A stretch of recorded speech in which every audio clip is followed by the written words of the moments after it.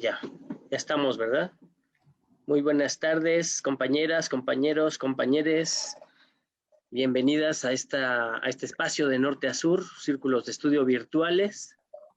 Estamos analizando, discutiendo la posibilidad de disputar el sentido común para llevar la lucha popular hacia nuevos territorios históricos. En esta ocasión nos toca analizar, después de haber discutido en 2 sesiones el concepto de la ideología a partir de textos de Carlos Marx, de Federico Engels, de Louis Althusser.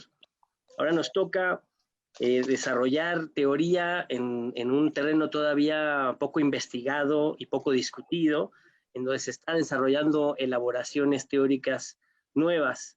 En esta primera sesión nos vamos a enfocar en la parte de los medios de comunicación.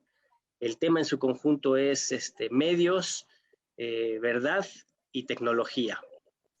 Para hacer la introducción al tema y darnos la base, los ejes de nuestra discusión, tenemos a nuestra compañera Mariana, y yo no me queda más que presentarla y cederle el espacio para que ella se apodere del micrófono. Adelante, compañera. Gracias. Hola. Pues sí, bueno, la propuesta fue partir de un video. Espero que todas y todos hayan podido consultar estos materiales y leerlos y pensarlos un poco. Este punto de partida me pareció muy bueno porque nos sitúa en un lugar más técnico, ¿no? De qué es esto de la tecnología, las generaciones de la tecnología utilizadas en nuestros dispositivos móviles, ¿no? Nuestros celulares. Entonces, este video habla sobre la tecnología de quinta generación, que pues ahorita está muy en boga, muchas ideas alrededor de la quinta generación, pero pues este video es muy explicativo, muy concreto, en tanto a que, bueno, la quinta generación de la tecnología supone que hay 4 generaciones previas en nuestros celulares, ¿no? La primera es, podíamos hacer llamadas telefónicas a través de estos dispositivos. La segunda, bueno, se agregaron los mensajes de texto. La tercera es cuando se introduce la posibilidad de navegar en el Internet a través de nuestros dispositivos. ¿La tercera? Sí. La cuarta ya es más elaborada, esta situación de los celulares, ¿no? Que es lo que se llama la inteligencia artificial. Y la quinta, pues un desarrollo más profundo de esta tecnología, ¿no? Que no es nada sino que pues expanden las posibilidades, ¿no? Tanto de velocidad, de intercambio entre el Internet y nuestros dispositivos, la forma en la que estamos pudiendo o vamos a poder descargar archivos, comunicarnos a través del Internet. Lo que me parece interesante de este video es que precisamente nos ayuda a observar que a veces pensamos que el Internet es una cosa que flota por ahí, quién sabe qué sea, ¿no? Como un ente abstracto. Pero no, el Internet tiene sus espacios, ¿no? Tiene lugares donde está, donde se desarrolla, a partir de los cuales se comunica. Y esto pues nos ayuda a pensar, creo, la cuestión de los algoritmos y todo lo que vendrá en adelante, ¿no? Y al final de este video vemos que la persona que expone dice, bueno, es que la quinta generación es una maravilla porque los carros se van a poder comunicar entre sí, las ambulancias van a poder mandar cierta información a los hospitales cuando van a llegar para que llegue el paciente y ya tengan todo listo para atenderlo o atenderla, ¿no? Pero precisamente yo en ese momento volteé a ver la fecha en la que se subió este video al internet y es del 2018, ¿no? Dice, bueno, en el 2019 ya va a haber un poco de aplicación de esta tecnología y en el 2020 ya va a estar más en la vida cotidiana, ¿no? Y las ciudades se van a transformar y todo el mundo va a ser una maravilla gracias a esta tecnología. Y en realidad, pues yo veo 2021 abril y ¿dónde está eso, no? Como que esa es la primera pregunta que yo me hago, que a veces también cuando nos exponen estos temas de tecnología, pareciera como si tuvieran una esencia, ¿no? La tecnología es buena por sí misma y nos va a ayudar a todas estas cosas nada más porque se desarrolla, ¿no? o porque existe, es más, ¿no? Ni siquiera se desarrolla, solo existe, aparece un momento y ya, se nos transfiere, ¿no? Y en realidad no es así, ¿no? No es que estemos viendo en este momento de pandemia, por ejemplo, que esa tecnología, uy, cuánto nos está ayudando a todas y todos, ¿no? Por ejemplo, en la situación de la escuela. Que bueno, esa sería una primer pregunta que yo haría. ¿Qué tanto la tecnología realmente es democratizada, por así decirle, ¿no? ¿Qué tanto tenemos acceso a ella y qué tanto nos beneficia o sí, nos ayuda en nuestras vidas, ¿no? ¿Y a qué se debe eso? No es que haya un bien en sí o un mal en sí en la tecnología, sino los usos, ¿no? Y bueno, esto obviamente se relaciona con este documental que estaba propuesto, eh, que es el dilema de las redes, ¿no? O algo así se llama. Así es. Bueno, no sé si lo pudieron ver, pero de todas formas ahí había un pequeño comentario al documental. Yo no lo había visto, esta es la primera vez que lo veo. Y pues sí, está interesante porque pone varias cosas sobre la mesa, ¿no? Problemas sobre la mesa. Pero igual hay muchas cosas que cuestionarle según creo, ¿no? Y también ahí venía en el textito que leímos. Eh, muchas de las personas que aparecen dando su testimonio en este documental son desarrolladores y desarrolladoras de estas plataformas digitales, ¿no? Que son llamadas redes sociales, que justo en el texto donde se propuso este material se decía, ¿no? Mal llamadas redes sociales, ¿no? Y ahí también sería una pregunta, ¿por qué las hemos conocido como redes sociales y por qué en todo caso ese término podría estar en discusión, ¿no? Son redes sociales, ¿qué implica una red social, ¿no? ¿Y qué implica una red digital, una red, qué implica el Internet, ¿no? El Internet, www, es la red del mundo, ¿no? De todo el mundo. ¿Qué implicaciones tiene eso? Entonces, y bueno, son estas personas que cuentan, bueno, es que nosotros desarrollamos esta plataforma y creíamos que iba a ser una gran herramienta, ¿no? Y para la humanidad y que nos iba a hacer muy felices, ¿no? Entonces te hablan de, no, pues es que yo desarrollé el botón de me gusta, ¿no? En Facebook, estamos hablando ahora de Facebook. Yo desarrollé el botón de me gusta y entonces dice, es que nosotros queríamos que la gente fuera feliz, ¿no? Y entonces distribuir alegría y positividad y pura buena onda, ¿no? Y me gusta, me gusta, me gusta. Pero pues ahí hubo toda una cuestión ética que se les pasó por las manos, ¿no? Y entonces cuando esta persona está diciendo es que desarrollamos el botón de me gusta, porque la felicidad yo automáticamente pensé, Coca-Cola, ¿no? La chispa, ¿no? O sea, pero Coca-Cola es felicidad, el me gusta es así transferencia de aprobación o cómo está realmente funcionando ese botón de me gusta y cuál fue el problema de lanzarlo así sin consideraciones más allá de que funcionara bien y que hiciera que la gente reaccionara o interactuara dentro de Facebook, ¿no? También hay uno que dice, es que está buenísimo, porque picas tu pantalla y te aparece un taxi en 30 segundos, ¿no? Y te lleva a otro lado. Pero estas cosas que son herramientas que nos presentan como herramientas, tienen como son de doble filo, ¿no? Y al final ya no son tanto una herramienta, ¿no?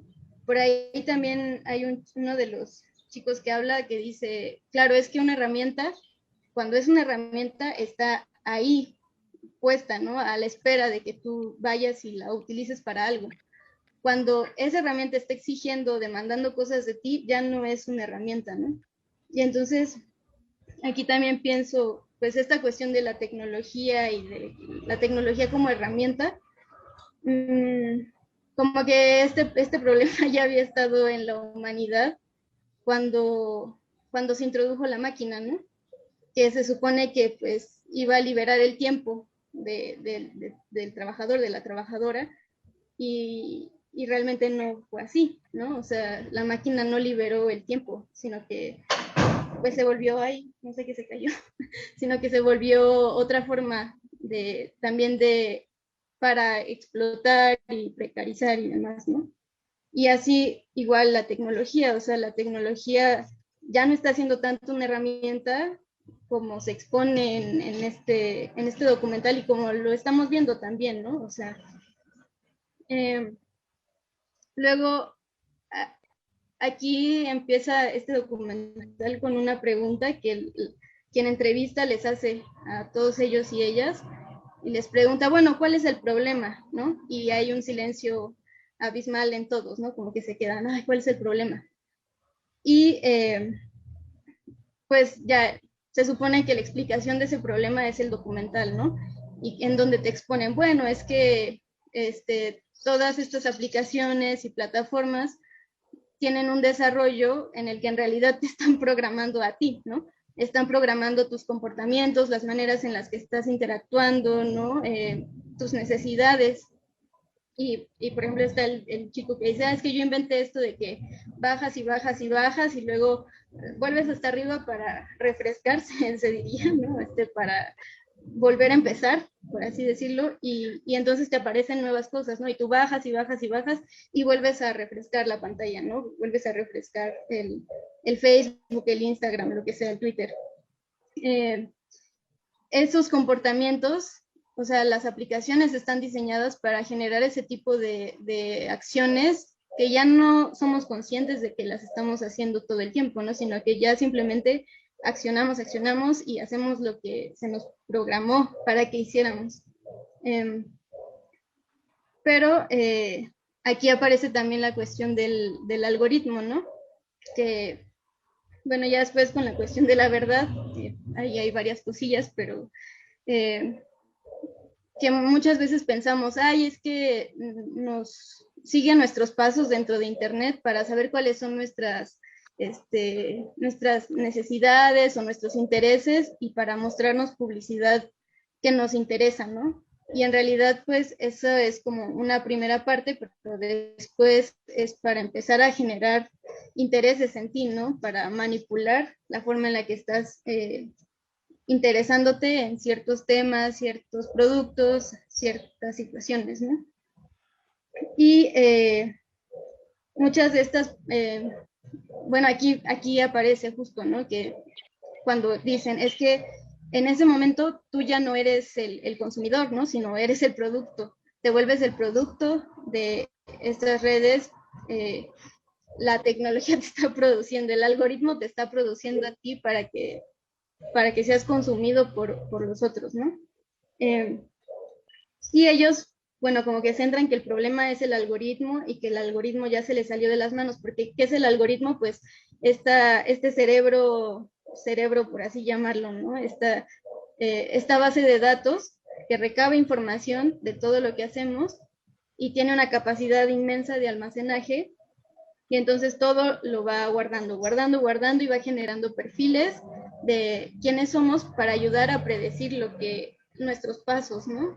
Es como una observación muy detallada de lo que estamos haciendo para predecir qué vamos a hacer, pero no solo para predecir qué vamos a hacer, sino para poder modificar esos rumbos de lo que vamos a hacer. Y eso creo que también se puede explicar un poco con la parte de la verdad, lo que vimos, ¿no? Sobre la verdad. Aquí yo tendría varias preguntas porque, bueno, también en el texto se problematiza, ¿no? Que pues pareciera que el algoritmo es el problema, como si el algoritmo, igual volvemos, ¿no? A lo mismo, como si el algoritmo fuera malo por naturaleza, ¿no? Y quisiera hacernos esto, como si no hubiera sido programado por personas, como si no estuviera atravesado por muchos intereses y poderes, ¿no? Como, o sea, por ahí dicen, es que era maravilloso porque además de que te daba felicidad y te ayudaba a interactuar con las personas, era una máquina de dinero. Bueno, sí, ahí está el problema, que cuando hay algo que es una máquina de dinero, pues hay que preguntarnos cómo es que está haciendo una máquina de dinero, ¿no? O sea, no es que el dinero aparezca nada más porque sí, ¿no? O sea, algo está sucediendo ahí que está generando una riqueza en unas personas, ¿no? ¿A costa de qué? Bueno, pues ahí también se habla sobre, ay, es que esto está modificando la forma en la que vemos la realidad y nuestras verdades y la polarización y demás, ¿no? Pero todo es culpa del algoritmo, ¿eh? Eso queda muy claro en el documental, el algoritmo es el culpable y además también se llega a un punto en el que se dice, es que el algoritmo ya no hay nada que se pueda hacer porque pues ya se nos salió de las manos y es demasiado y no podemos hacer nada. Y en realidad, bueno, ahí yo tendría la pregunta ¿de verdad no podemos hacer nada? ¿O cuáles son nuestros campos de posibilidad alrededor del algoritmo? ¿No? Y para eso creo que nos sirve, nos ayuda mucho esta clase o plática sobre la verdad de Darío, no sé cómo se dice su apellido, algo, Darío Caracteres, eh, que está muy interesante. A mí me gustó mucho porque además tiene una situación con el lenguaje que es como problematiza, a partir de problematizar la verdad, también está problematizando el lenguaje. Pero bueno, ahora volveremos al documental, pero hay que ir hacia lo de la verdad. Él comienza esta clase, eso, ¿no? Poniendo en duda qué es la verdad, preguntando qué es la verdad, ¿no? ¿Hay una verdad o tenemos varias verdades o qué es esto de la verdad? Verdades solo hay una. Sí, exacto, preguntan, ¿no? ¿Cuántas verdades hay? No sé qué, bla, bla, bla. Y entonces empieza a hablar de estas categorías, ¿no? Que son palabras que se convierten en formas muy específicas de explicar pues la realidad que después también se pone en cuestión, ¿no? Y estas categorías a veces parecen fijas e inamovibles, pero pues llega un momento en el que hay que volver a cuestionarlas, ¿no? Y a preguntarnos si siguen funcionando para explicarnos las cosas o si ya son obsoletas o si hay que modificarlas, etcétera, ¿no? Y una de estas categorías es precisamente la verdad. En el momento en el que ponemos en duda la categoría de la palabra verdad, o sea, ya estamos poniendo en problema la idea de la verdad, ¿no? Porque en el momento en el que podemos cuestionarla y podemos diferir entre interpretaciones, entre concepciones, entre ideas, quiere decir que ahí ya hay un espacio de conflictividad, de contradicciones en los que se puede discutir al respecto, ¿no? Entonces, justo él parte de que quizá tenemos esta idea, bueno, al final él dice eso, ¿no? Que tenemos una idea de verdad como algo concreto, total, que ya está, porque es como una especie de reflejo con esta idea del Dios, ¿no? Un Dios que es absoluto y entonces aquí en la tierra, como tenemos esa idea de que hay una cosa que es absoluta, pues aquí en nuestra vida mundana también reproducimos esa idea y la concretamos en la idea de verdad, ¿no? Como una idea absoluta de algo. Y que además, pues, vamos a ella porque buscamos ciertas certezas, ¿no? Porque hay algo necesario de la certeza, que de hecho en el documental dicen, es que vendemos la certeza, ¿no? Lo que estamos vendiendo también es certeza.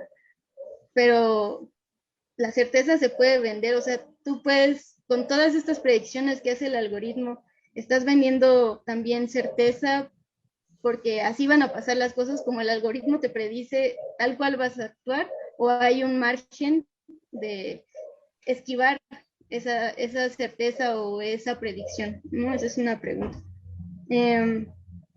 Y bueno, esto de la verdad única también lleva a esta otra idea del pensamiento binario, ¿no? De que la cosa es y la cosa no es, ¿no? Es bueno, es malo, es blanco, es negro, pero entonces no hay como esta zona gris en medio, ¿no? Sino que una cosa es y no es, punto, se acabó, la discusión, no hay lugar para la discusión, ¿no? Déjenme ver mis notas. Bueno, también aquí estamos en esta parte sobre las categorías, ¿no?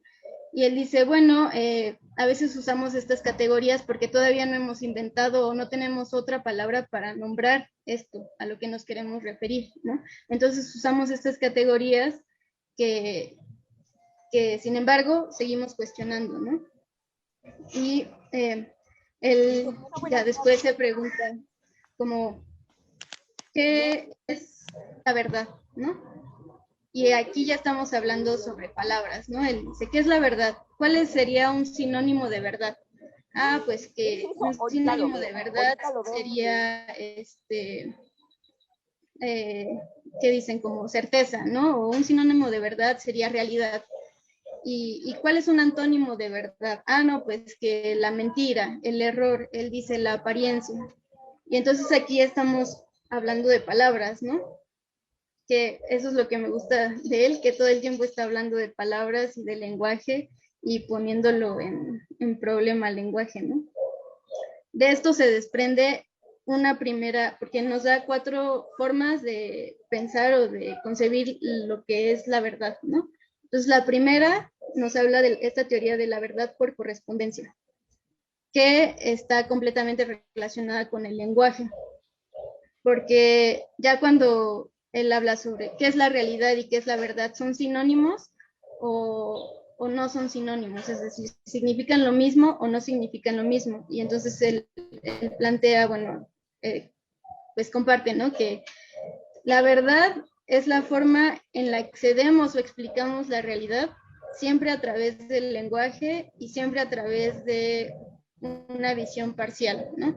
Porque en todo caso la realidad sería las cosas en sí mismas, ¿no? Las cosas como son las cosas en sí mismas. Y nuestra forma de acceder a esa realidad es a través del lenguaje, y este lenguaje, en tanto que no es absoluto ni total, no nos permite acceder a esa realidad total, ¿no? O sea, siempre está sesgada, siempre está restringida. Eso significa, la verdad por correspondencia significa que las palabras son las cosas, ¿no? Y entonces, él habla de que nosotros en la vida cotidiana nos relacionamos a través de esta idea de verdad, ¿no? Porque si yo digo, estoy tomando agua, y ustedes me ven y tienen la idea de que esta es la acción de tomar agua y el agua es lo que tengo en el vaso, ustedes lo ven y dicen, ah, sí, está tomando agua, ¿no? Como que no hay, no, o sea, hay un, es directo, ¿no? O este es mi celular, sí. Él pone el ejemplo de el reflector está encendido y volteas, ves tu idea de reflector, ves tu idea de luz, ves tu idea de estar encendido y dices, ah, sí, es real, porque las palabras, como si las palabras fueran las cosas. Pero ya que empezamos a preguntarnos, pues nos damos cuenta de que las palabras no son las cosas, ¿no? Porque cuando yo digo gato, no es que el gato sea la palabra gato, sino que esta es una palabra de la imagen que tenemos del gato, ¿no? La construcción del lenguaje. Y además este lenguaje siempre está en construcción, ¿no? Y es, o sea, no es absoluto como ya dijimos, y no finito, no está acabado, ¿no? Siempre está construyéndose socialmente. Entonces, bueno, las palabras no son las cosas, y esta teoría de la verdad por correspondencia, pues entonces tiene varios límites cuando ya se pone en cuestión, ¿no? Él explica esta idea con la frase de la verdad es decir lo que es, y de lo que no es, que no es, y decir de lo que no es, que es, y de lo que es, que no es, ¿no? Ay, perdón, es que abajo hay mucha gente haciendo fiesta. Por ejemplo, yo ahora digo, es viernes, y ustedes dicen, ah, sí, es viernes, ¿no? Y entonces eso es la verdad, porque yo estoy diciendo algo que es verdadero, ¿no? Si yo digo es sábado, ustedes me van a decir, no, no es sábado, estás diciendo algo falso porque hoy es viernes, ¿no? Las palabras en relación, en correspondencia con las cosas. Y pues estas palabras que nosotros hemos como acordado que son estas cosas, pero siempre está pues en construcción, ¿no? Bueno, por ejemplo, aquí también se mete esta cuestión de las categorías. Las categorías son cuestionables porque están contenidas dentro de un lenguaje que nos ayuda a explicar cosas, pero siempre está en movimiento, ¿no? Cuando una categoría se vuelve absoluta, se vuelve un dogma, ¿no? Y entonces es creer que esa categoría explica perfectamente lo que es y ya no hay posibilidad de que se mueva a otro lugar.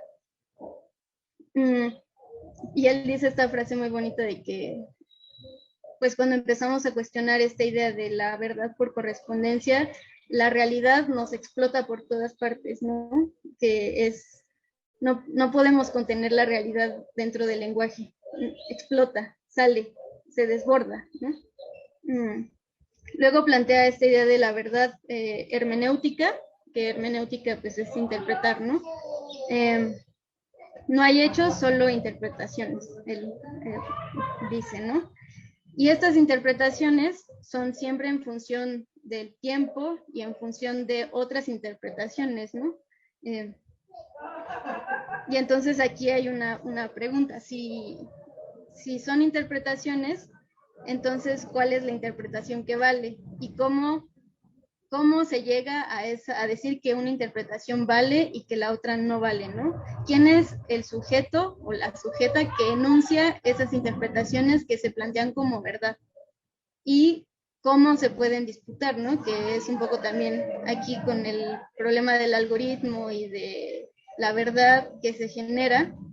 Si son interpretaciones, o sea, las interpretaciones también son construcciones, ¿cómo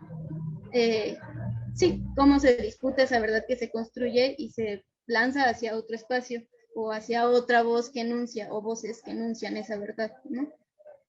Porque también aquí quien impone su verdad como única, ¿no? Su interpretación de lo que es real partiendo de su experiencia propia, pues tiene un sesgo, como ya vimos, ¿no? Puede haber un sesgo ideológico ahí, ¿no? Ideología como falsa conciencia, y se cae en fundamentalismos también, ¿no? Si yo empiezo a interpretarla, bueno, pues sí, lo que ha pasado en la historia de la humanidad, ¿no?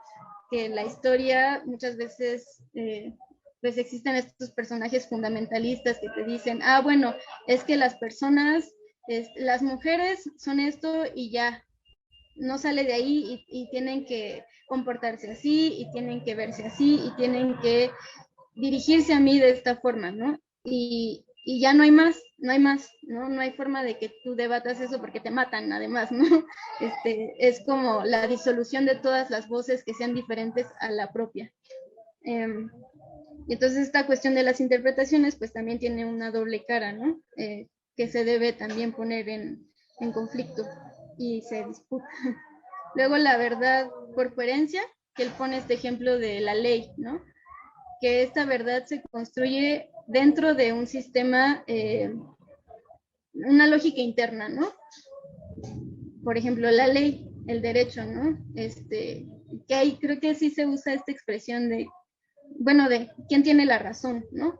Tú tienes la razón porque fundamentaste de acuerdo a la ley todo esto, todas estas situaciones, todos estos sucesos, tú los fundamentaste y de acuerdo a la ley, y entonces la verdad tú la tienes y el veredicto es que tú eres quien tiene la razón, ¿no? Y entonces la ley está de tu lado. Pero no necesariamente es ni lo que realmente sucedió ni lo justo, ¿no? Y aquí yo haría otra pregunta, ¿cuál es la relación entre la verdad, lo verdadero y lo justo, ¿no? Y la justicia. Y bueno, después habla del tercer punto de la verdad pragmática, ¿no? Que es la verdad que sirve, la verdad que me es útil, la verdad que dice, la verdad que nos resuelve.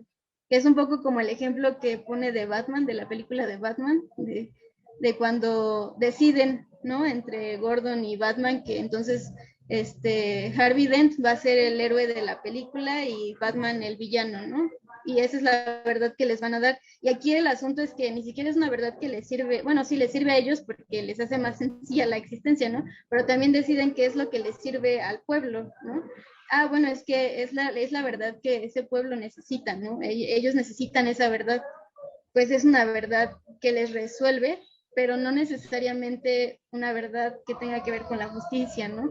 O sí, pues es creo que una de las formas de concebir la verdad que se puede poner más en duda, sobre todo si se piensa como en ese ejemplo que él pone de la película de Batman.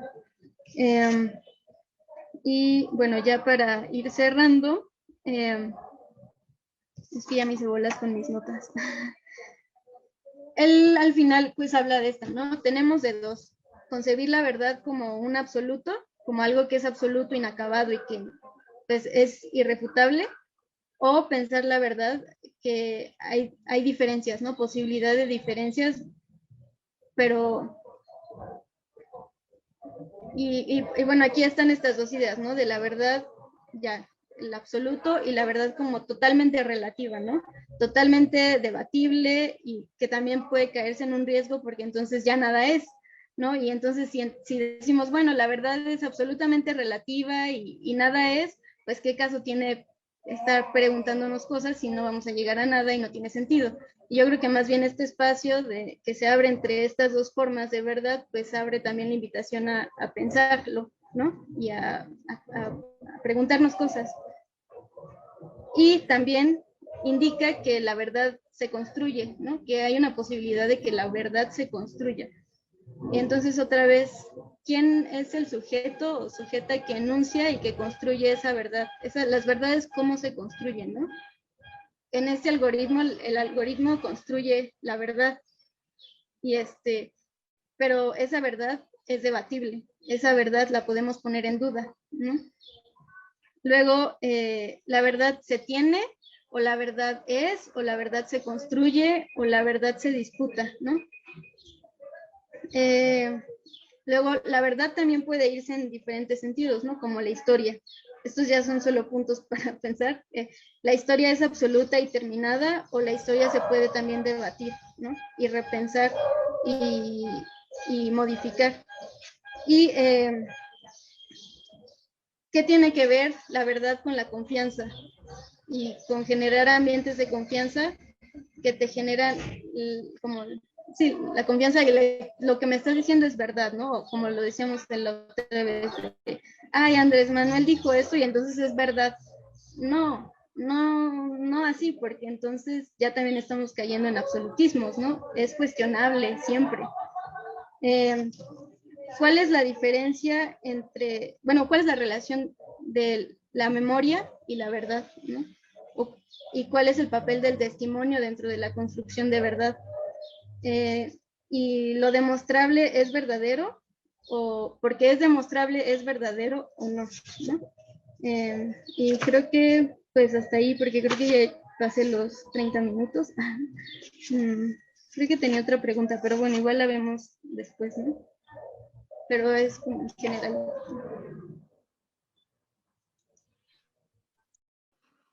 Muchas gracias, compañera. Pues ahí está, camaradas. Esa es la base de la discusión. Nada simple, nada sencillo. Vámonos a los círculos de estudio y regresamos para discutir con Mariana.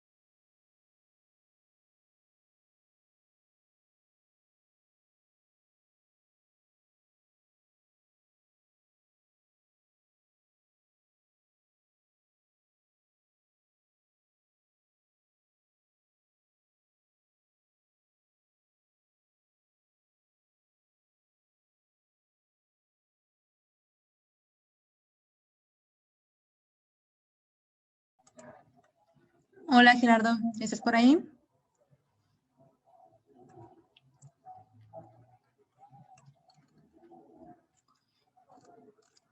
Oli, oli.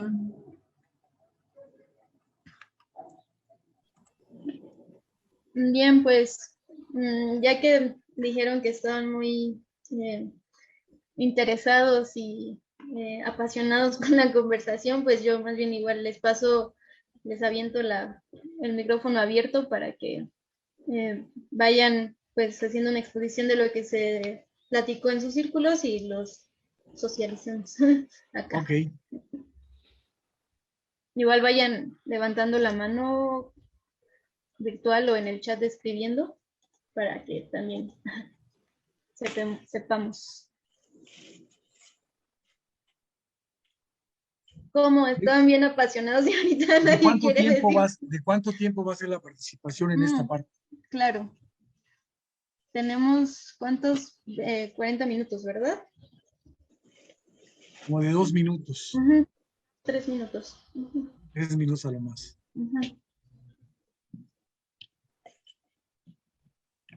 A ver, ¿quién se anima? ¿Gisela? Carolina, Gisela está viendo la mano. Ok, bueno, vi el documental de Netflix, que fue el que más me llamó la atención. Bueno, todo el material que nos compartieron es muy interesante, pero en este me trajo una sensación pues de desesperanza, de ver cómo estos medios, principalmente Facebook, las redes, lo conocido como social media o redes sociales, logran manipular nuestras emociones para ponerlas al servicio pues, del poder, como siempre. Y que es muy poco lo que se ve en este documental que podemos hacer, ¿no?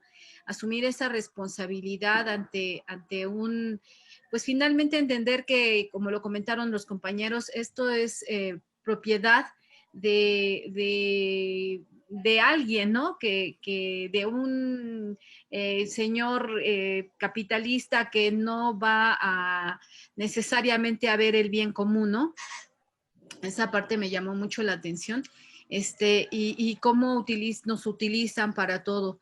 Creo que esto de la tecnología es una herramienta que debemos aprender a usarla. Creo que eso es muy importante. Es como tener un martillo, ¿no? Que es una herramienta y que podemos usarla para hacer daño a alguien más o podemos usarla para construir algo, ¿no?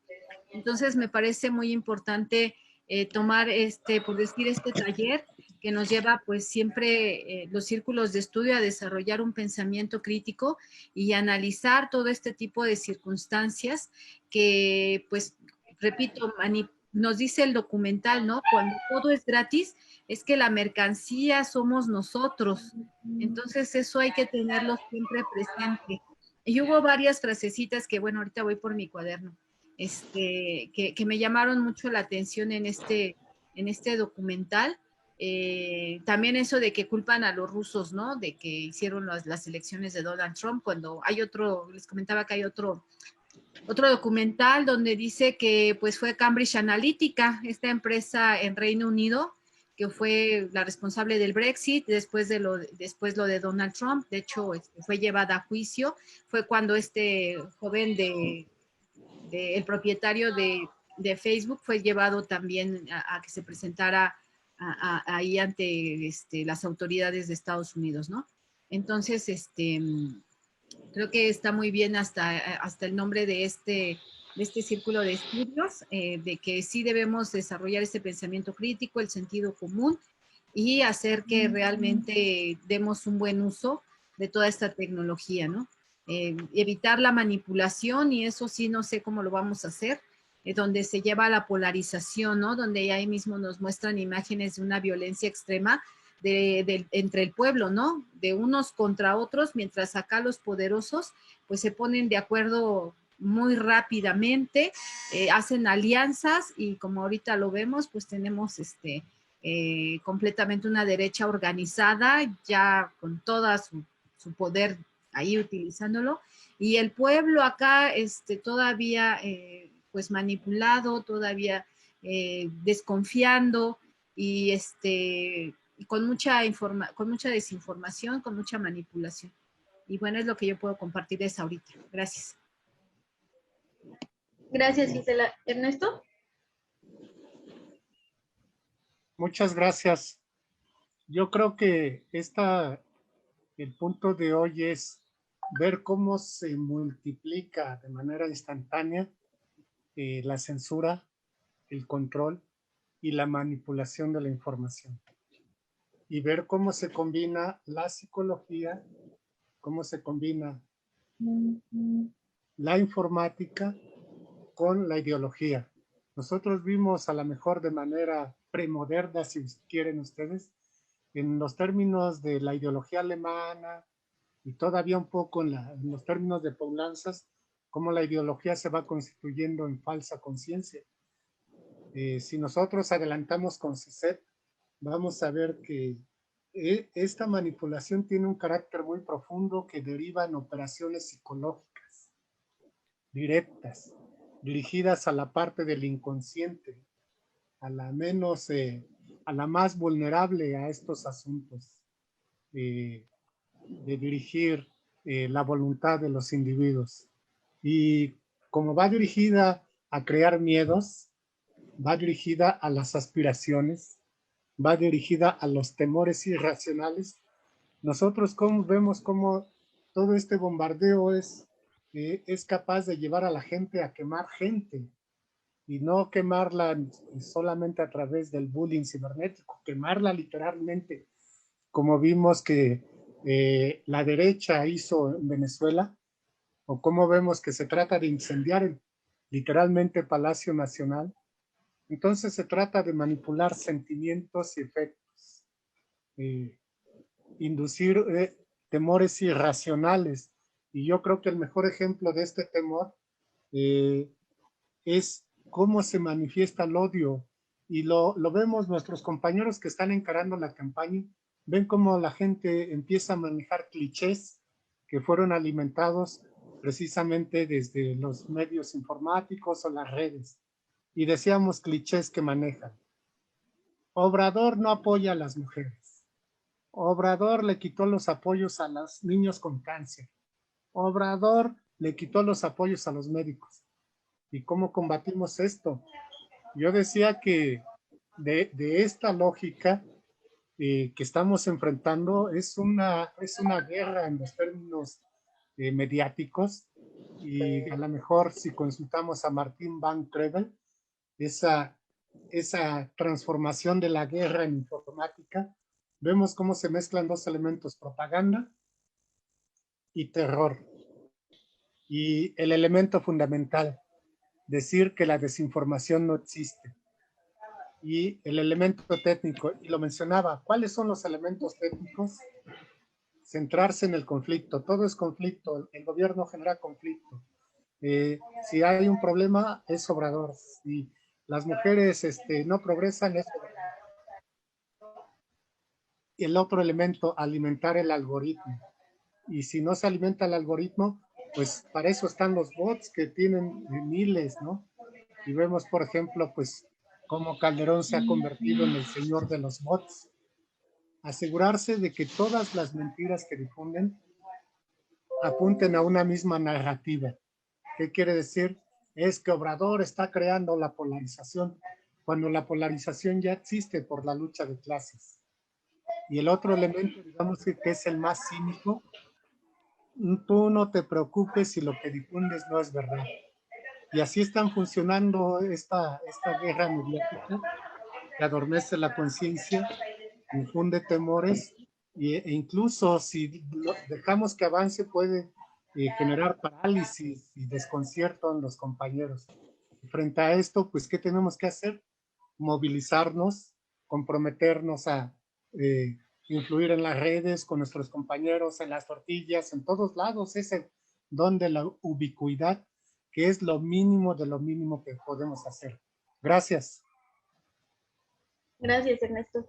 Me parece que después estuvo Orlando, Daniel, Salvador, ¿tú querías también participar? Sí. Y después Héctor. Ok, entonces Orlando. Gracias, Mariana. Primero agradecerte tu exposición, tu trabajo. Me da mucho gusto tu exposición, que estés aquí participando, que seamos nosotros los que estemos reafirmando esta idea de que somos nosotros, nosotras los que hacemos norte a sur, y bueno, eso sí, eso es maravilloso verlo cada semana.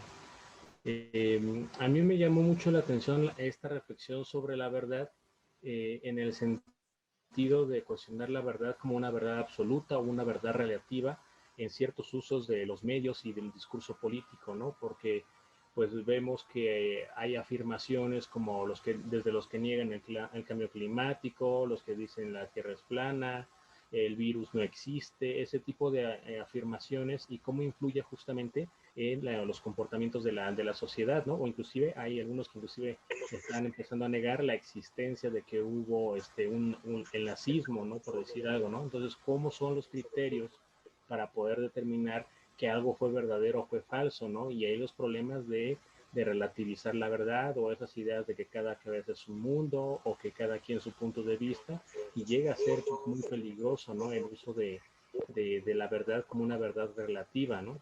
Yo creo que es muy importante. Y por otro lado, en nuestro grupo reflexionábamos también la importancia de las fuentes de información, esta idea de democratizar los medios de información como un acceso a los datos, a la información adecuada, pero entonces también la problemática de decir, pero ¿cuál es la buena fuente de información? Aristegui es una buena o mala fuente de información, leer La Jornada es una buena forma, la Reforma no, sí, no, ¿por qué? ¿Cuáles son las fuentes de información para que puedo decir, yo tengo estos datos o yo tengo estos datos? ¿Cuáles son los datos adecuados, no? Parte de la problemática, pero sí creo muy necesaria justamente esta reflexión, y como veíamos y parece ser que sucedió en otros espacios, pues este tema estaba muy candente porque pues da para mucho, ¿no? Pero creo que sí hay la necesidad de pensar en la búsqueda de una verdad que sea objetiva, que sea válida para todos, porque creo que solamente desde ahí podemos aspirar a la lucha por la libertad y la justicia. Ese sería mi comentario, y nuevamente gracias, María. Gracias. Sí, esta pregunta de dónde y cómo nos informamos está muy buena, ¿no? Hay que pensarla todo el tiempo. Daniel. Bueno, pues a mí me recordaron mis clases de filosofía sobre la verdad. Y esos conceptos hasta que leí a Marx, ¿no? Dice que a veces lo que hay viene de la realidad, tu representación, tu mente, no es al revés de tu mente hacia la realidad, sino la realidad crea la verdad, pero hay que tener la información adecuada para eso. Pero la ideología burguesa y ya no nos quiere matar a balazos, pues ahora ya nos quieren matar con una ideología, una enajenación, una alienación de nuestros criterios, alienación de nuestra personalidad, haciendo de consumistas cosas sin pensamiento crítico. Por eso qué bueno estas clases, ¿no? La verdad, que reviven del sentir de cómo negar, cómo ver de dónde viene la información para que no sea una falsa noticia, sobre todo en un proceso ahorita donde se dice, y es cierto, que ya las condiciones de un cambio social están dadas, las condiciones objetivas, que son las de miseria, la de explotación, la concentración de la riqueza, faltan las subjetivas, la organización y la concientización con un pensamiento crítico. Entonces, enfocada a las fake news, enfocada a las noticias falsas, ahorita ellos creen que el pueblo ya no hay que reprimirlo, hay que enajenarlo, hay que engañarlo con todos los medios masivos al alcance. Y para ello, pues ya vemos cómo inventan eslogan con mercadólogos muy especializados, diciendo muchas cosas, ¿no? Desde nuestro señor presidente, que es un peligro para México, que vamos a la crisis, que él tiene la culpa. O sea, pero ellos saben, ¿eh? Saben la ideología, saben la mercadotecnia, cómo inducir una falsedad, convertirla en verdad, repitiéndola muchas veces. Y no tan solo por medios, de varias formas, a través de los secuestros, a través de la violencia, de la delincuencia organizada. O sea, hay varias formas con las cuales nos encierran para irnos metiendo también los miedos y toda la desinformación. Pero aquí hay que verlo como que la clase en el poder quiere perpetuarse a través pues de sus métodos de manipulación cibernéticos muy sofisticados. Y ahora incluso se va a llegar un momento que si se ve los que están hablando, ¿no? de un chip o de un padrón con huellas biológicas. La verdad, lleva doble sentido también, ¿no? Ese tipo de controlarnos, nuestra identidad. Entonces, hay que saber, a veces nosotros con un pensamiento crítico, ir brindando, ¿no? Ese tipo de controles para poder liberarnos. Ahora, en esta época ahorita de la cuestión electoral, yo he visto, digamos, que las propagandas que saca el INE, ¿no? De cada partido. Los partidos, la verdad, ya no tienen pues, eco, ¿no?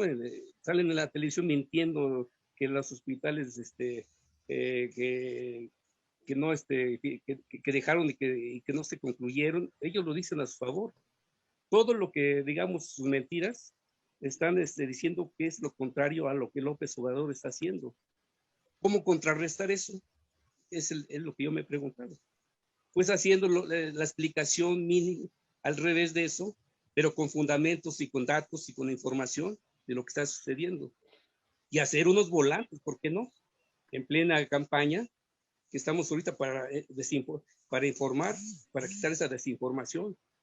Lo que están diciendo en sus campañas los partidos coaligados y los demás de oposición, decir lo contrario, con un volante sencillo para que la población tenga ese conocimiento y ya no se dejen enajenar y controlar con esas mentiras pagadas con miles de millones de pesos a mercadólogos de la política fascista. Eso sería, porque uno en los medios de difusión, pues sí lo entiende, ¿no? Pero la gente de a pie, la gente de los barrios, de las colonias, muchas de ellas, no están viendo lo que nos estamos viendo. Entonces, ¿cómo hacerle para que esa campaña pueda llegar a ellos a través de información, desmentir lo que están subiendo a la televisión ellos, desmentirlo con volantes, con una propaganda? Que eso es lo más sencillo. Gracias. Hacernos Daniel. expertos Ya, y lo contrario de ellos. Gracias, para es todo. pasarle la palabra, gracias. Salvador.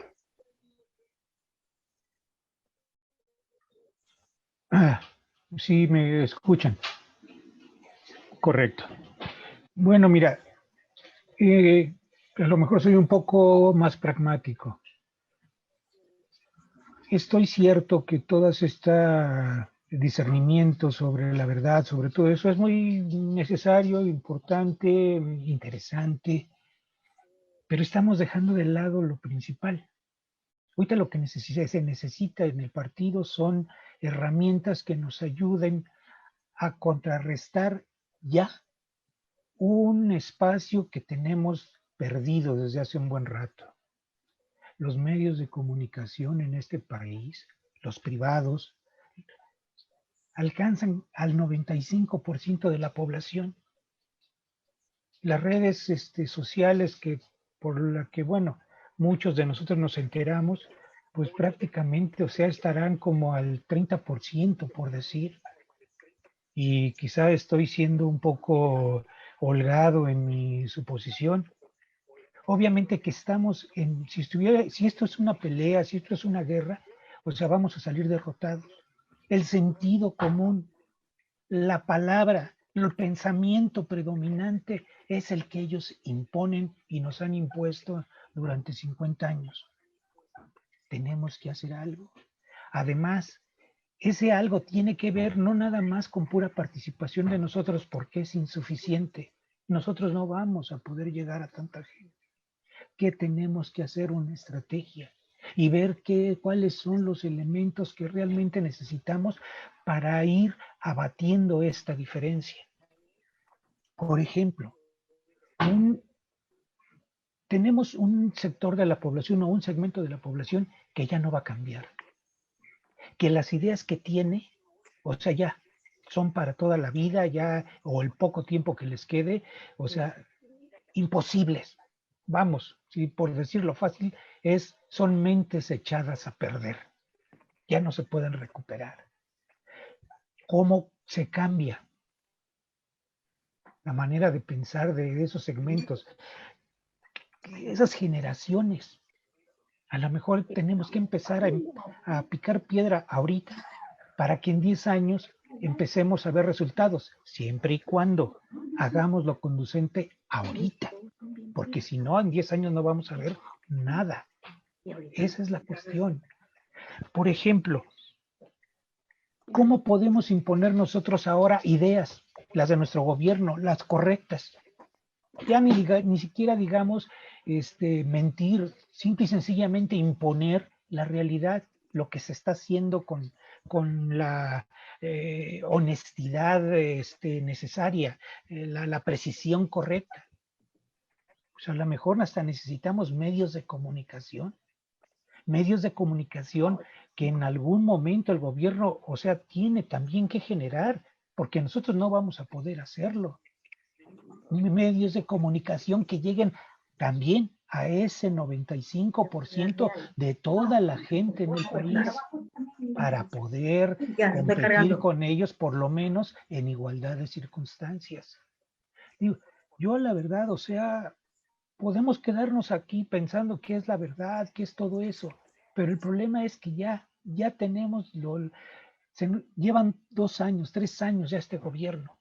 No se ha generado todavía nada de eso. Estamos en proceso, o sea, de platicar con la gente, pero veamos, el esfuerzo que se hace cada vez es más difícil porque cada vez, o sea, se tiene que atacar a gente, a ciudadanos que no quieren ya entender una nueva realidad. Y entonces, pues yo digo, si no nos ponemos las pilas, en ese sentido, difícilmente vamos a poder realmente hacer o lograr un cambio de las conciencias con el cual soñamos, con el cual siempre hemos, o por el cual siempre hemos trabajado. Bueno, esa era mi opinión. Gracias, Alfredo. Sí, ¿no? Ya sabemos, bueno, ya pensamos un poco qué es la verdad y la mentira y discutimos al respecto, pero ahora qué hacemos con respecto a eso, ¿no? Y exacto. cómo generamos otro espacio donde se difunda esta verdad o utilizamos las herramientas. Así es. Entonces, Héctor. Muchas gracias. Yo voy a insistir en algo que ya he comentado en otras ocasiones. Justamente analizando todo lo que plantea Darío, el impronunciable por su apellido, y lo que nos explicaba Mariana y lo que leímos en relación con las nuevas tecnologías, de pronto, si lo vemos así de manera absoluta, es imposible que nosotros podamos revertir la influencia, el efecto que causa todo esto en la conciencia de millones de seres humanos y en el caso de nuestro país también. Hablamos de millones. Sin embargo, nosotros tenemos que utilizar todos los recursos que tengamos a nuestro alcance para tratar de generar esa conciencia. Obviamente, aquí nos enfrentamos a la cuestión de la verdad. ¿Tenemos la verdad nosotros? Yo creo que si tomamos en cuenta lo que dice Darío, nadie tiene la verdad. La verdad, no hay una verdad absoluta, absolutamente nadie tiene la verdad. Todos tenemos una parte de esa verdad. A mí me parece que lo que tenemos que hacer nosotros es construir nuestra propia verdad. ¿A partir de qué? A partir de los valores, a partir de los conceptos, a partir del estudio sistemático, profundo, de las herramientas que nos han proporcionado la ciencia, el marxismo, fundamentalmente. Y no me refiero al marxismo en estricto sentido, solamente el pensamiento de Marx. Hay una gran cantidad de autores, de escritores, de pensadores que han desarrollado sobre el pensamiento marxista una serie de cuestiones.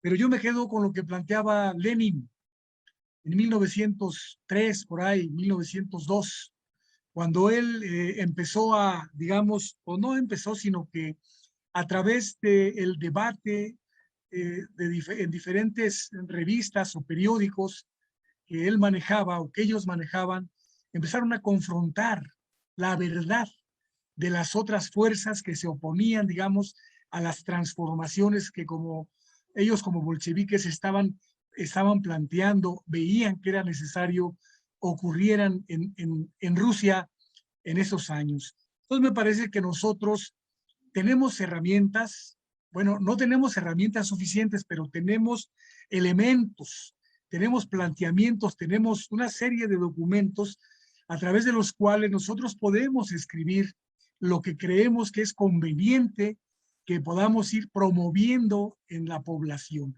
no solo entre la militancia, sino en la población abierta. Entonces yo hago la invitación, perdón, a que todos hagamos el esfuerzo. Yo les acabo de compartir ahí en el chat una revista que estamos elaborando algunos compañeros de Iztapalapa, que se llama El Ágora. Es el número 19. Quiero decirles que más o menos en el mes de junio, julio, por ahí, empezamos a discutir la idea del proyecto y lo concretamos y hemos sacado cada mes aproximadamente 2 números. Ha sido bastante difícil y bueno, ¿y qué decimos ahí? Nuestra verdad, lo que nosotros consideramos que es lo correcto. Criticamos a Morena, sí, la criticamos. Reconocemos algunos aciertos de Morena también. Reconocemos algunos aciertos del gobierno también. Y más, tampoco somos así como que seguidistas, sino que de manera muy crítica estamos tratando de difundir lo que nos parece que debemos de difundir y de refutar lo que me parece que hay que refutar de otros personajes que también hacen uso tanto de las redes sociales como de la prensa escrita para denostar, para generar confusión, para atacar el proyecto de la Cuarta Transformación. Entonces yo creo que si cada uno de nosotros hacemos un pequeño esfuerzo, podemos ir construyendo nuestra verdad, la verdad en la que todos estemos coincidiendo, por lo menos como morenos. Entonces yo digo que tampoco es la catástrofe. No vamos a poder combatir el universo de plataformas o de mensajes que a través de estas redes sociales se nos hacen llegar o le hacen llegar al resto del mundo, pero sí podemos ir generando nuestro propio pensamiento. Muchas gracias. Gracias, Héctor. Para ya casi ir cerrando, Jorge. Sí.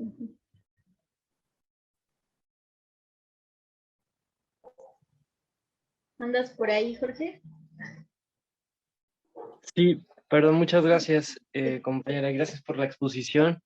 Yo nada más quería dimensionar y apuntalar que pues el tema pues es tan relevante que, bueno, y se pregunta del cómo, ¿no? Cómo afrontar, digamos, todas las noticias falsas, la infodemia, cómo construirse uno mismo y ser un puente de comunicación que no replique noticias falsas, sino que, digamos, refuerce o reforcemos, pues, ideológicamente el proyecto.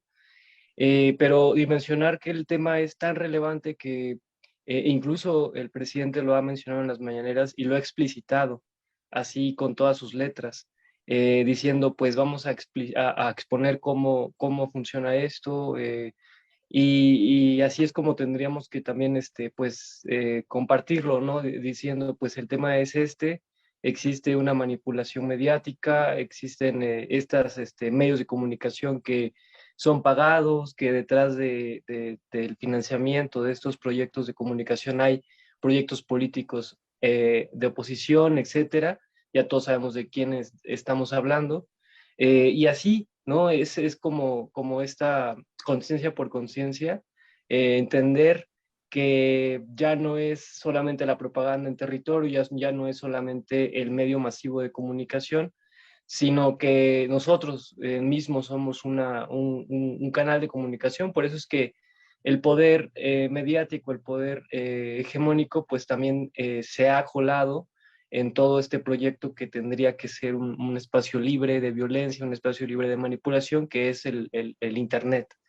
Y recordar que también pues hay pues gente en la cárcel y gente perseguida políticamente, figuras como Edward Snowden u otros que sí se han animado a señalar y a evidenciar la manipulación de esta manera, pero pues en la medida en la que todos, como decía, lo explicitemos con la mayor naturalidad, como se hace desde presidencia hasta a nosotros mismos como células de información, pues tendría que ir cambiando la inercia para este tema. Gracias. Gracias, compañero. Davis y Molay para cerrar. Dania también. ¿Sí, Dania? ¿No? Bueno, para empezar, realmente lo que la pregunta que hacía Orlando, ¿de dónde nos informamos? Bueno, yo les preguntaría de dónde se informan la mayoría de ustedes. Y justamente para tener una concepción realmente general, y yo seguiré insistiendo, sí es importante lo que dice, hay que leer a Marx, porque hoy más que nunca es fundamental, sí, pero ¿desde dónde leemos? ¿Desde dónde nos informamos? Bueno, hay que leer realmente, por ejemplo, el Washington Post, que reproduce la noticia, un virus se nos ha fugado, y hay que saber quién es el dueño del Washington Post. El Washington Post, el dueño de los verdaderos dueños, aunque aparezca el dueño de Amazon, el verdadero dueño es la CIA. Y luego, haciendo la comparación, justamente es leyendo el Haaretz, el periódico judío, en donde apenas denostaron a la Claudia Sheinbaum en un artículo la semana pasada.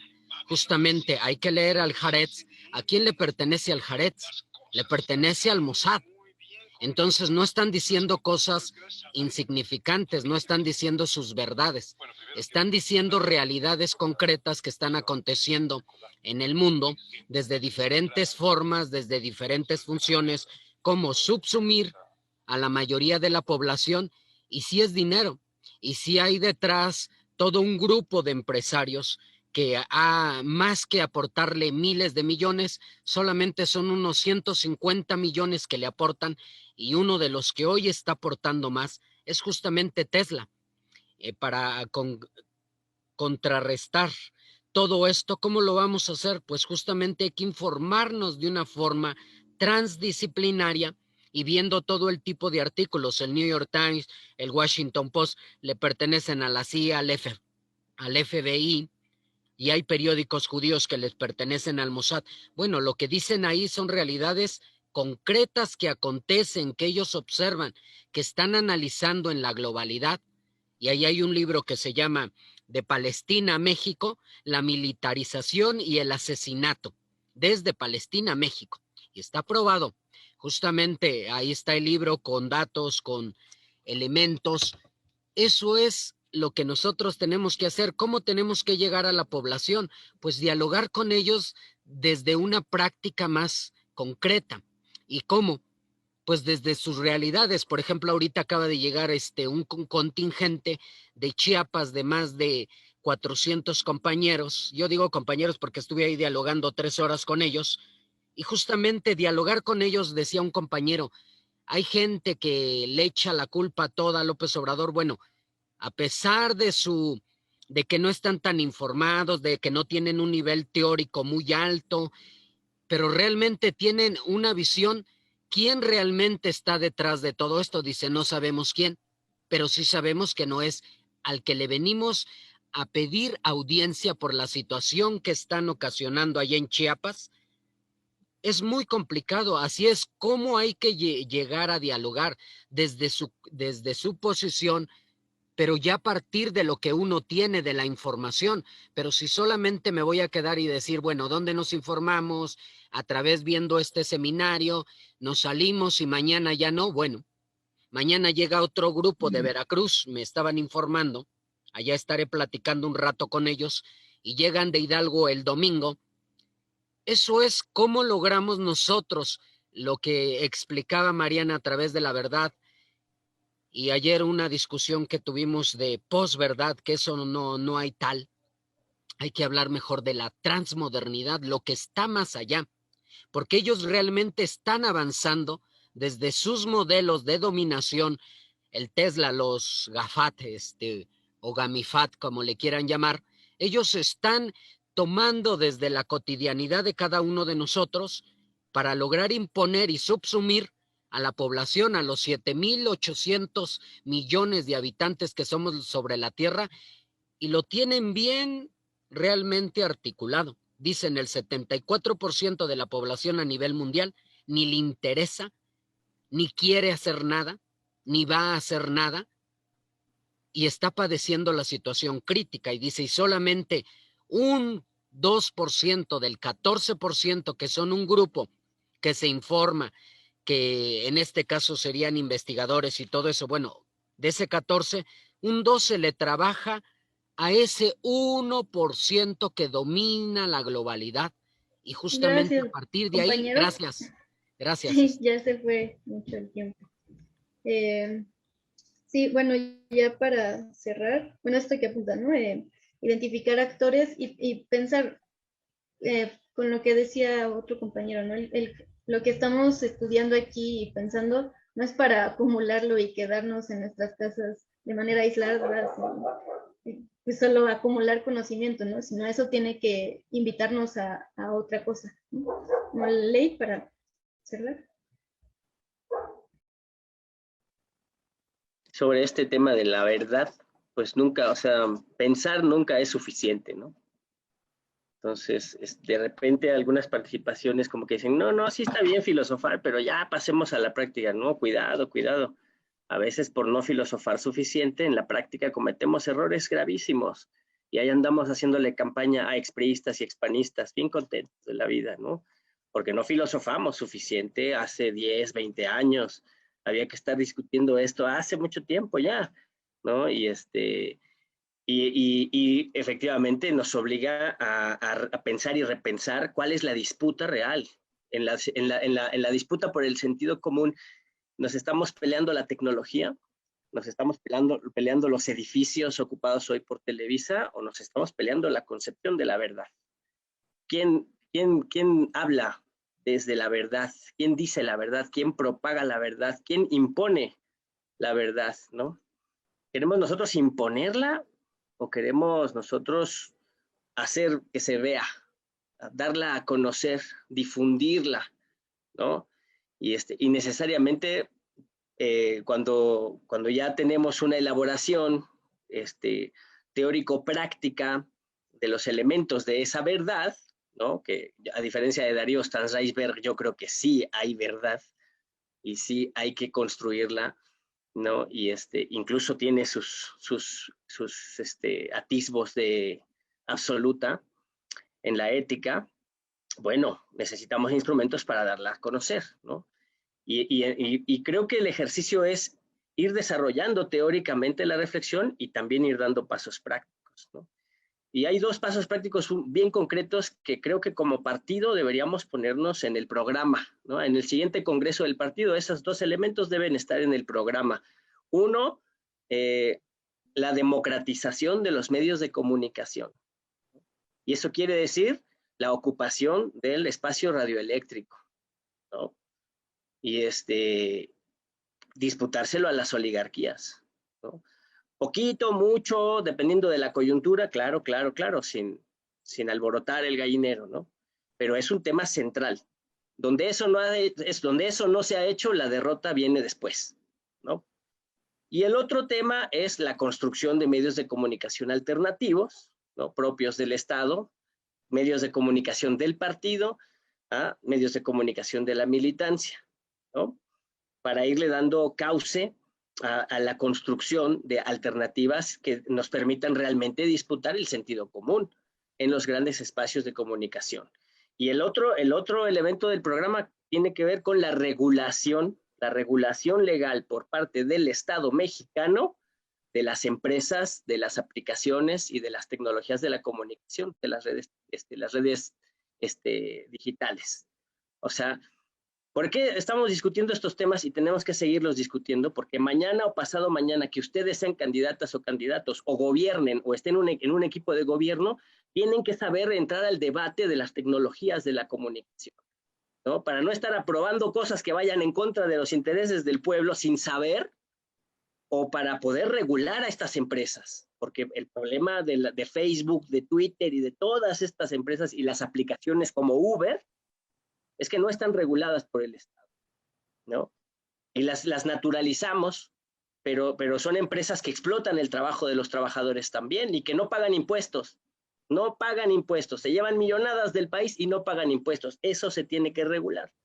Y por eso hay que entrarle a estos temas, desde la parte más abstracta, que es la definición de la verdad, hasta la parte más concreta que hacemos, ¿no? Yo nomás lo quería en estos 3 minutitos esbozar así, ¿no? Porque vamos a seguir. Nada más. Tú, Mariana, concluye. Gracias. Pues sí, esto es para que siga, ¿no? Esto que dijo Molay nunca es suficiente y tiene todo el tiempo esta duda, ¿no? Y este cuestionamiento constante a lo que estamos viviendo, a lo que se nos presenta, sin caer en, bueno, ya nada tiene sentido, ¿no? Sino para seguir construyendo.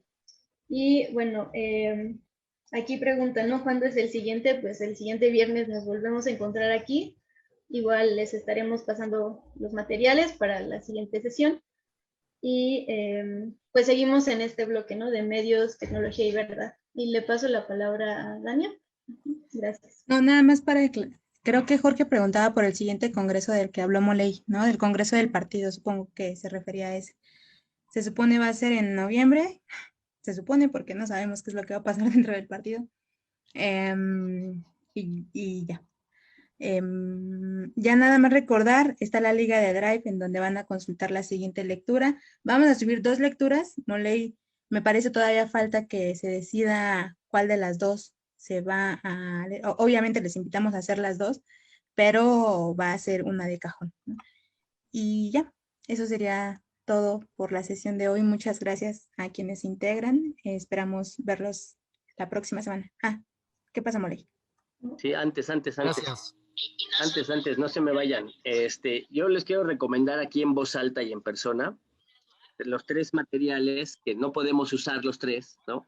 De los 2 textos que elegimos, vamos a elegir un artículo, ¿no? O 2 máximo, y ese se los vamos a recomendar para lectura específica del viernes, ¿no? Pero vale la pena leer el conjunto de los textos, ¿no? Son 3 textos que se los quiero recomendar aquí también para que incluso si alguien nos ve por Facebook los sepa, ¿no? Uno es uno que ya está incluido en el texto que estudiamos de Ludovico Silva, si no me mal recuerdo, creo que el último ensayo de esa antología se llama El sueño insomne. Es un ensayo que se llama El sueño insomne para aquellos, a los apasionados de la filosofía, lo lean. El sueño insomne de Ludovico Silva, ¿no? Y sí se encuentra en PDF, en internet, nada más que de esos que no te dejan bajar. Yo todavía no lo he podido bajar, pero luego en la recopilación que nos compartieron para el estudio de ese bloque, ahí estaba El sueño insomne, ¿no? Entonces algunos ya lo tienen, otros búsquenlo, es altamente recomendable. Dice, nada más para que sepan de qué va, ¿no? Dice, ideas sobre televisión, subdesarrollo, ideología, ¿no? Un abordaje bastante interesante de Ludovico. Los otros 2 son más actuales, ¿no? Uno se llama Tecnología, Política y Algoritmos, ¿no? Es una recopilación de varios ensayos, varios estudios de diferentes enfoques académicos y científicos, y lo coordina Andrés Maximiliano Tello, ¿no? Es Tecnología, Política y Algoritmos. Es muy reciente y los textos están bastante actuales. ¿Andrés qué? ¿Andrés qué? Tello. Andrés Maximiliano Tello. El otro textito se llama Ciudadanos reemplazados por algoritmos. Ese es un libro de Néstor García Canclini. ¿Lo puedes repetir, por favor? Néstor, Ciudadanos reemplazados por algoritmos, de Néstor García Canclini, ¿no? Entonces, la lectura de esos 3 textos completos nos puede dar la base para reflexionar el tema con mejores elementos. El viernes que viene vamos a discutir sobre 2 ensayos, ¿no? Breves, pero sí se hace aquí la amplia recomendación de que se lean, ¿no? Y los podamos discutir, porque sí, es más complicado sentarse a leer los textos, ¿no? Que pues en las tareas cotidianas escuchar al Darío Stanzreisberg dar su clase sobre la verdad, ¿no? O es más divertido verse la serie esta de el dilema de las redes, y a veces agarrar el texto y sentarse a leer, y luego leer en pantalla es más difícil, ¿no? Pero hagamos el esfuerzo para que la discusión del viernes sea más aprovechable Y la idea es, una vez planteado el problema hoy, una vez que hemos planteado el problema en términos muy generales, que el viernes podamos trazar algunas líneas de respuesta política a este problema, ¿no? Este sería un poco el espíritu de la discusión para el viernes, es buscar alternativas a esta grave situación. Pues eso sería todo de mi parte. Ahora sí, Mariana. Sí, gracias por estar acá. Escribí los nombres de los títulos en el chat por si quieren copiárselos. Y pues nos vemos el próximo viernes. Tengan una linda noche. Buenas noches a todas y todos. Buenas noches. Buenas noches a todos y gracias. Buen fin de semana. Que descansen. Buenas noches, igualmente. Hasta luego. Gracias. Bye. Saludos combativos, compañeros. Hasta pronto. Adiós. Muchas gracias. Buenas noches.